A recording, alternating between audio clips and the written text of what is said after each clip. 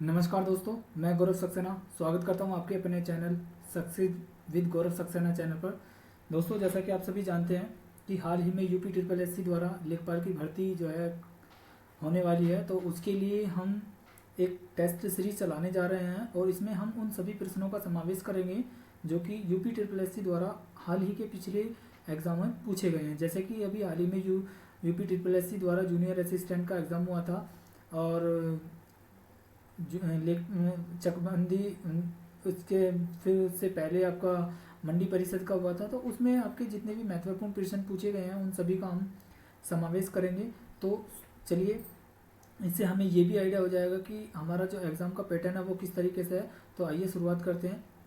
जैसा कि question number आप एक स्क्रीन पर देख रहे हैं, इसमें कह रहा है कि रात में विचरण करने वाले प्राणी को क्या कहा जाता है। ठीक है, तो यानी कि हमें बताना है जो रात में विचरण करने वाला है, ठीक है, उसको क्या कहते हैं। ऑप्शन ए दिया आपका निशाकर, ऑप्शन बी दिया आपका बनचर, ऑप्शन सी दिया आपका तमचोर और ऑप्शन डी दिया आपका निशाचर। तो बताइए इसका सही आंसर क्या होगा। देखिए, इसका जो सही आंसर होगा वो होगा आपका ऑप्शन ऑप्शन डी। ठीक है, निशाचर। निशा का मतलब जो होता है, निशा का जो पर्यायवाची होता है वो रात्रि का होता है और चर मतलब होता है टहलने वाला। इस प्रकार इसका जो सही आंसर होगा वो होगा आपका ऑप्शन डी, निशाचर। ठीक है, चलिए आगे चलते हैं। क्वेश्चन नंबर 2 की ओर बढ़ते हैं। क्वेश्चन नंबर 2 आपकी स्क्रीन पर दिया है। क्वेश्चन नंबर 2 कह रहा है कि जो खाने योग्य ना हो। ठीक है, जो खाने योग्य ना हो। ऑप्शन ए दिया आपका अखाद्य, ऑप्शन बी दिया आपका पथ्य, ऑप्शन सी दिया आपका अपाच्य और ऑप्शन डी दिया आपका अलाभ्य। तो बताइए इसका जो सही आंसर क्या होगा। इसका सही आंसर होगा आपका ऑप्शन ए। ठीक है, अखाद्य। जो खाने योग्य ना हो उसको हम अखाद्य बोलते हैं और जो खाने योग्य हो उसको हम खाद्य बोलते हैं। पथ्य। ठीक है, इस प्रकार अपाच्य होता है जो पचने योग्य ना हो और अलाभ्य होता है जो लाभ के योग्य ना हो। तो इस प्रकार इसका जो सही आंसर होगा वो होगा आपका ऑप्शन ए। ठीक है, अखाद्य। चलिए आगे चलते हैं। क्वेश्चन नंबर आगे चलते हैं। क्वेश्चन नंबर 3 आपकी स्क्रीन पर दिया है। क्वेश्चन नंबर 3 कह रहा है जिसके पास घर ना हो। ठीक है, जिसके पास घर ना हो। ऑप्शन ए दिया है आपका ग्राही, ऑप्शन बी दिया आपका अनिकेतन अनिकेत, ऑप्शन सी दिया आपका अभिषेक, ऑप्शन डी दिया आपका अकिंचन। तो बताइए इसका सही आंसर क्या होगा। जिसके पास घर ना हो उसको हम क्या बोलते हैं। तो इसका जो सही आंसर होगा वो होगा आपका आपका ऑप्शन बी। ठीक है, अनिकेत। ठीक है, आपने सुना होगा शांति निकेतन। ठीक है, शांति निकेत। उससे क्या स्पष्ट होता है, उससे स्पष्ट होता है कि आप जो है निकेतन का मतलब होता है घर और ए जब उसमें प्रत्यय जोड़ देते हैं तो वो न की साउंड देता है। ठीक है, इस प्रकार इसका जो सही आंसर होगा वो होगा आपका ऑप्शन बी, अनिकेतन। ठीक है, चलिए आगे चलते हैं। क्वेश्चन नंबर 4 की ओर बढ़ते हैं।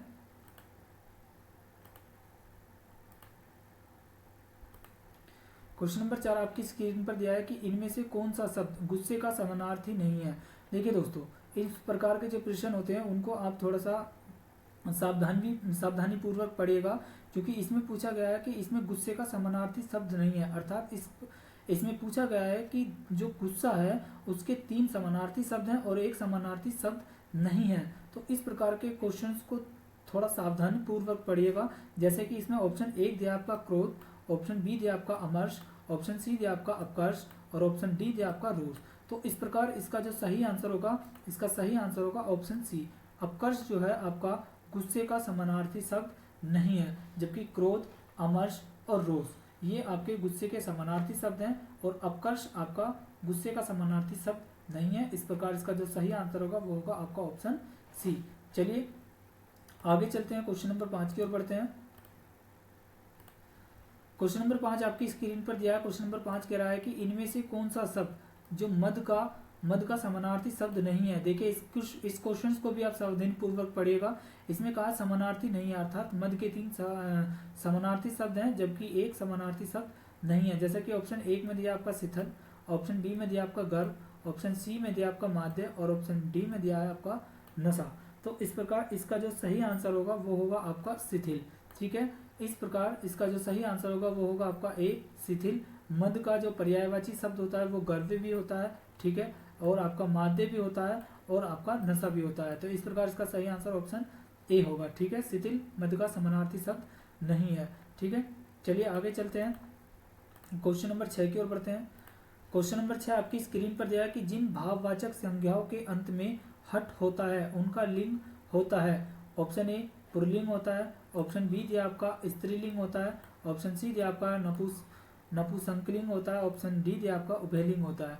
तो दोस्तों इसका जो सही आंसर होगा वो होगा आपका ऑप्शन बी, स्त्रीलिंग होता है। जैसे आपने शब्द पढ़े होंगे आहट, घबराहट, तो आप बोलते हो ना कि जैसे मुझे घबराहट हो रही है, अर्थात स्त्रीलिंग का बोध कराता है। ठीक है, तो जो भाववाचक संज्ञा होती हैं अगर उनके अंत में हट लगा देते हैं तो वो हमें स्त्रीलिंग का बोध कराता है। तो इस प्रकार इसका जो सही आंसर होगा वो होगा आपका ऑप्शन बी।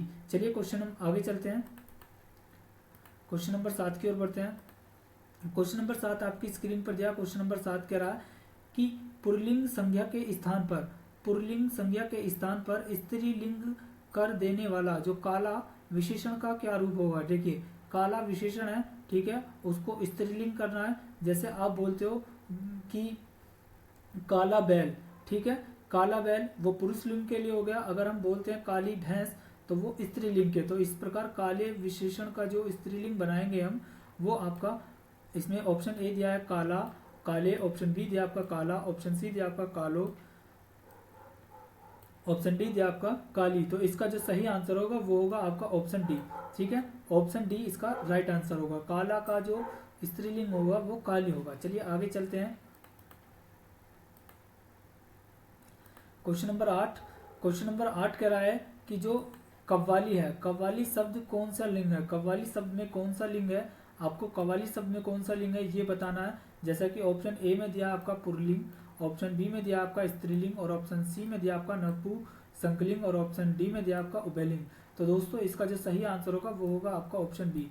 ठीक है, जो कव्वाली शब्द है उसमें आपका स्त्रीलिंग का बोध होता है। जैसे आप बोलते हो कि मजार पर कव्वाली हो रही है, तो आप ये नहीं बोलते कि मजार पर कव्वाली हो रहा है, आप बोलते हो मजार पर कव्वाली हो रही है। तो इस प्रकार इसका जो सही आंसर होगा वो होगा ऑप्शन बी। जो कव्वाली शब्द है वो स्त्रीलिंग का बोध कराता है। ठीक है, चलिए क्वेश्चन नंबर आगे बढ़ते हैं, क्वेश्चन नंबर 9 की ओर बढ़ते हैं। क्वेश्चन नंबर 9 आपकी स्क्रीन पर दिया है। इसमें कह रहा है संज्ञा के जिस रूप में स्त्रीत्व का बोध होता है उसमें कौन सा लिंग होता है। तो संज्ञा के जिस रूप में स्त्रीत्व का बोध होता है अर्थात स्त्रीलिंग का बोध होता है तो उसमें कौन सा लिंग होता है। ऑप्शन ए दिया आपका पुल्लिंग, ऑप्शन बी दिया आपका स्त्रीलिंग, ऑप्शन सी दिया आपका नपुंसकलिंग, और ऑप्शन डी दिया आपका उभयलिंग। तो दोस्तों स्त्रीत्व का बोध कराना, स्त्रीलिंग का बोध कराना, इस प्रकार इसका जो सही आंसर होगा वो होगा ऑप्शन बी, स्त्रीलिंग। तो संज्ञा के जिस रूप में स्त्रीत्व का बोध होता है उसको हम क्या बोलते हैं, स्त्रीलिंग बोलते हैं। चलिए क्वेश्चन नंबर आगे चलते हैं, क्वेश्चन नंबर 10 की ओर बढ़ते हैं। क्वेश्चन नंबर 10 आपकी स्क्रीन पर।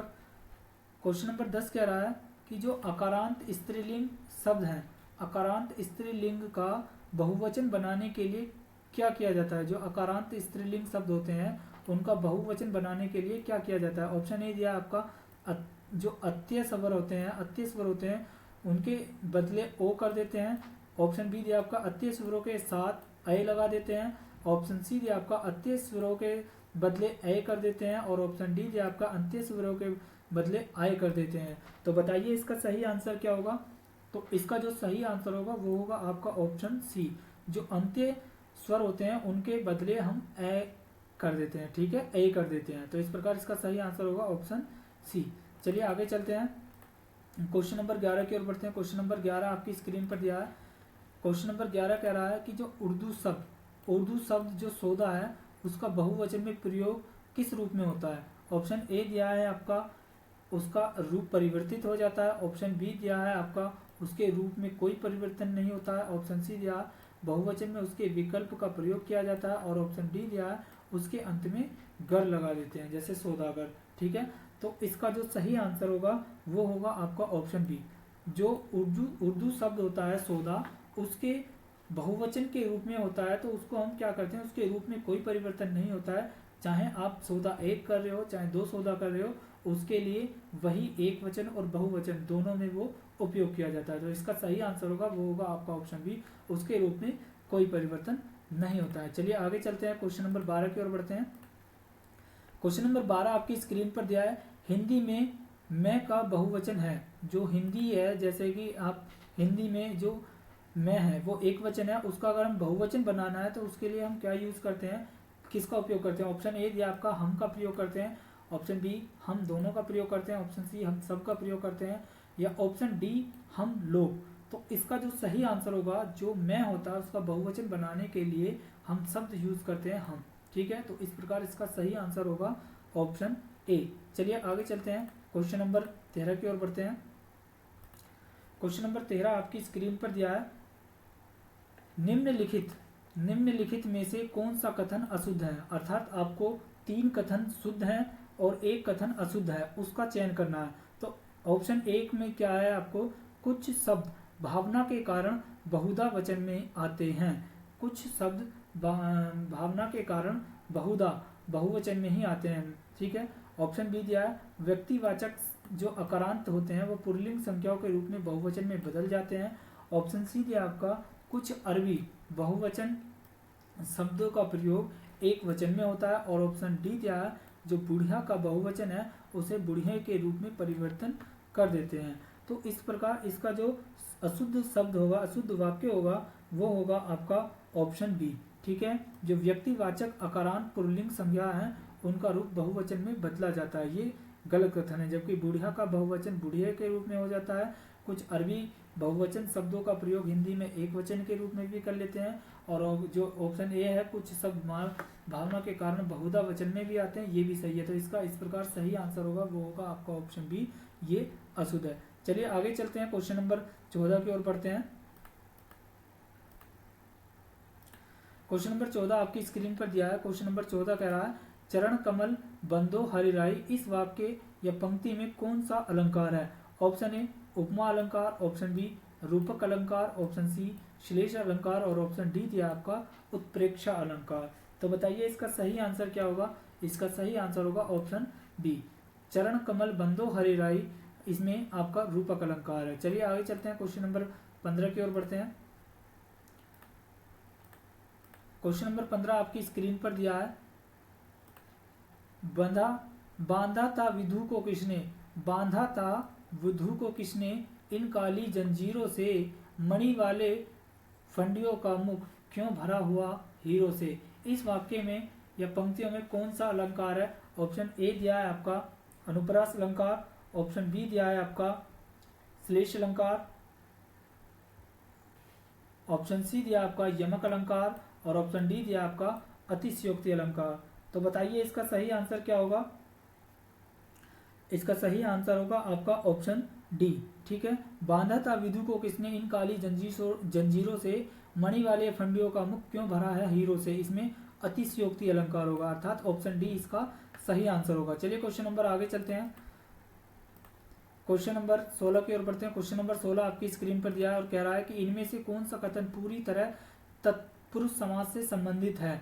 ऑप्शन ए दिया है, इसमें पूर्व पद प्रधान होता है, ऑप्शन डी दिया है इसमें पूर्व पद संख्यावाची होता है, और ऑप्शन सी दिया है इसमें प्राय उत्तर पद प्रधान होता है, और ऑप्शन डी दिया है इसमें पूर्व पद अव्यय होता है।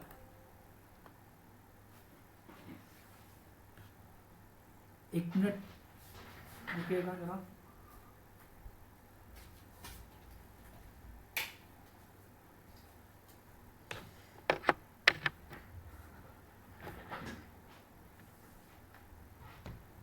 तो बताइए इसका क्वेश्चन नंबर 16 का क्या आंसर होगा सही? इसका सही आंसर होगा ऑप्शन सी।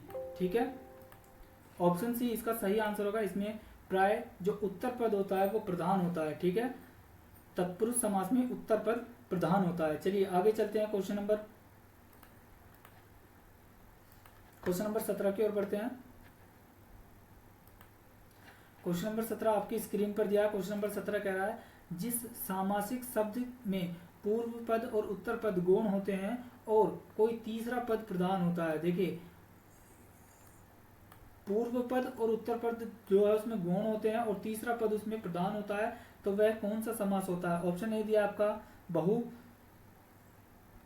बहुविग्री समास, ऑप्शन बी दिया आपका कर्मधारय समास, ऑप्शन सी दिया आपका तत्पुरुष समास, और ऑप्शन डी दिया आपका द्वंद्व समास। तो बताइए इसका सही आंसर क्या होगा? इसका जो सही आंसर होगा वो होगा आपका बहुविग्री समास, अर्थात ऑप्शन ए इसका राइट आंसर होगा। ठीक है, ऑप्शन ए इसका सही आंसर होगा बहुविग्री समास। देखिए, अगर हम समाज को बांटने की बात करते हैं तो समाज को 4 भागों में बांटते हैं। ठीक है, समाज को हम 4 भागों में बांटते हैं।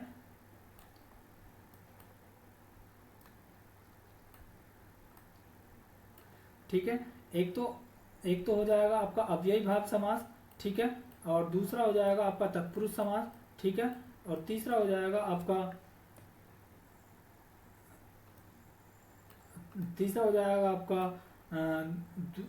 द्वंद्व समास, ठीक है, और चौथा हो जाएगा आपका बहुविग्री समास, ठीक है, बहुविग्री समास, ठीक है। और तत्पुरुष समास को हम दो भागों में बांटते हैं, ठीक है। एक तो हो जाएगा आपका कर्मधारय समास, ठीक है, कर्मधारय समास, और जो इसमें दूसरा हो जाएगा वो हो जाएगा आपका द्विगु समास, ठीक है, द्विगु समास। तो इस प्रकार जो है हम इसमें जो है आपका प्रथम पद जो है प्रधान होता है, इसमें द्वितीय प्रधान होता है, इसमें प्रथम और द्वितीय प्रधान होता है, और इसमें जो है आपके दोनों ही गुण होते हैं। तो इस प्रकार जो आपका जो इसमें सही आंसर होगा वो होगा आपका बहुविग्री समास, ठीक है। ठीक है, आपसे क्वेश्चन पूछा जाए, अब ये भी पूछा जा सकता है कि कर्मधारय समास होता है उसमें कौन सा पद प्रधान होता है, तो जो तत्पुरुष का प्रधान होता है, ठीक है, दूसरा पद इसमें प्रधान होता है। तो उसी प्रकार इसमें कर्म में भी और द्विगु में भी दूसरा पद जो है प्रधान होता है, ठीक है। तो इस प्रकार इसका जो सही आंसर होगा वो होगा आपका ऑप्शन ए। चलिए आगे चलते हैं, क्वेश्चन नंबर 18 की ओर बढ़ते हैं।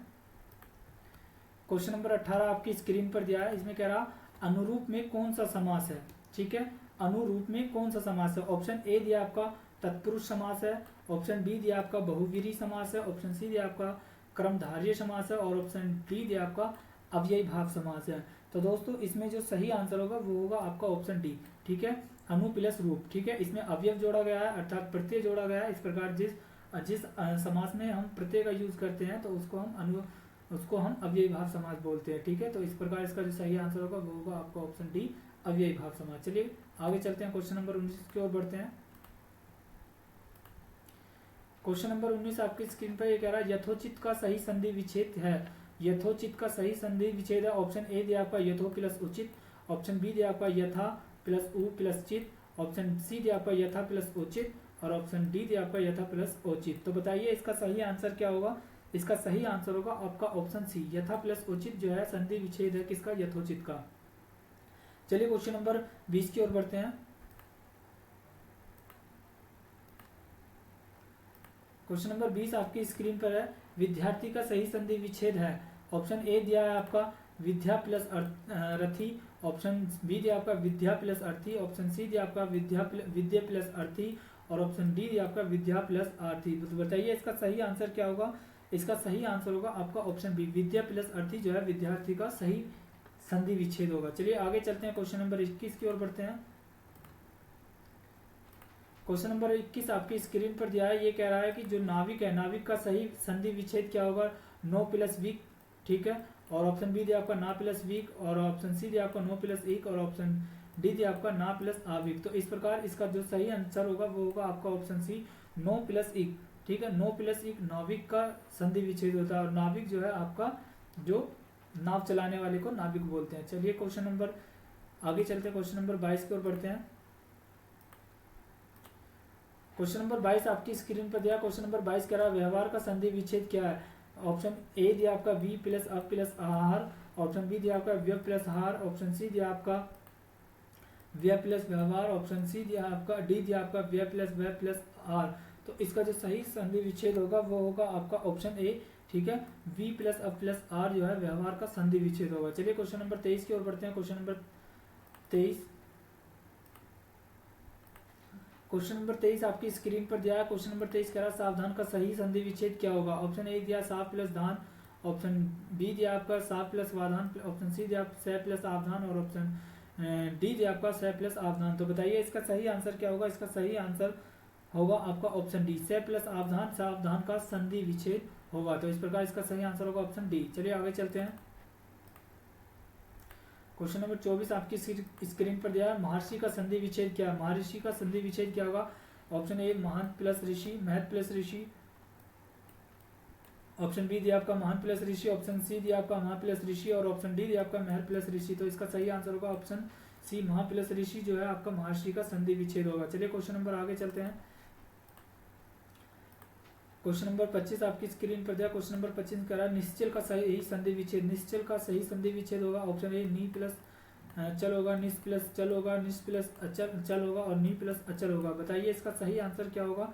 क्वेश्चन नंबर 25 का सही आंसर होगा आपका ऑप्शन ए। देखिए जब इस तरीके से जो ये आदत से आ जाता है तो उसको हम हलंत में, हलंत जो होता है ठीक है उसमें परिवर्तित कर देते हैं। इस प्रकार इसका सही आंसर होगा आपका निश्चल। ठीक है, तो इसका ऑप्शन ए सही आंसर होगा। चलिए आगे चलते हैं, क्वेश्चन नंबर 26 की ओर बढ़ते हैं। क्वेश्चन नंबर 26 आपको स्क्रीन पर दिया, इसमें करा सदम का सही संधि विच्छेद क्या होगा।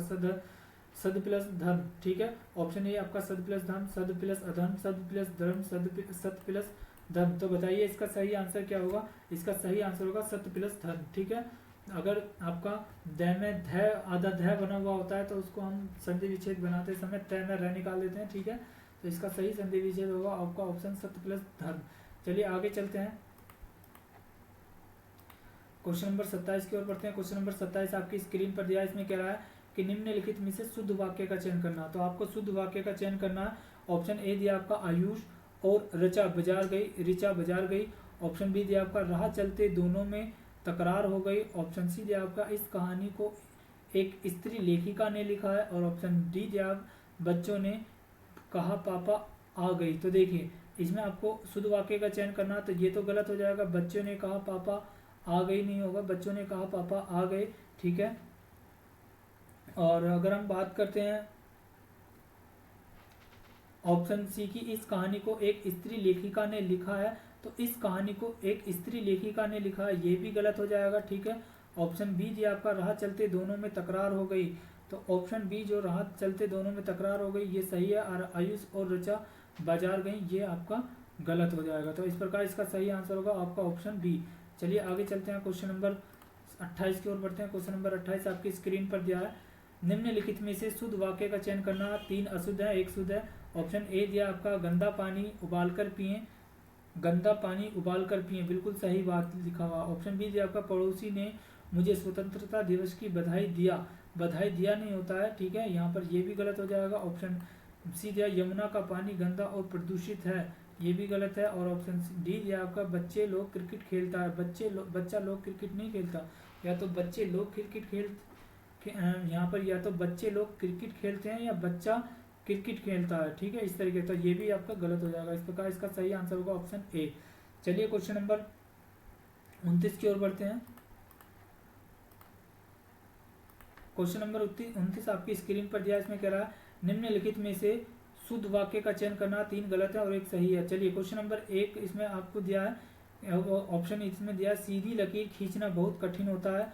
ऑप्शन बी दिया जंक फूड से मोटापा बढ़ती है, मोटापा बढ़ती नहीं है, मोटापा बढ़ता है, ये भी गलत हो जाएगा। हरा पेड़ ऑक्सीजन देते हैं, हरा पेड़ ऑक्सीजन नहीं देता है, हरे पेड़ ऑक्सीजन देते हैं, ये भी गलत हो जाएगा। और ऑप्शन डी दिया मेरे घर में तुम्हारा स्वागत, तुम्हारी स्वागत है, ये भी गलत है, मेरे घर में तुम्हारा स्वागत है। तो इस प्रकार इसका 29 का सही आंसर होगा आपका ऑप्शन ए, सीधी लकीर खींचना बहुत कठिन है। चलिए आगे चलते हैं, क्वेश्चन नंबर 30 की ओर बढ़ते हैं। Question number 30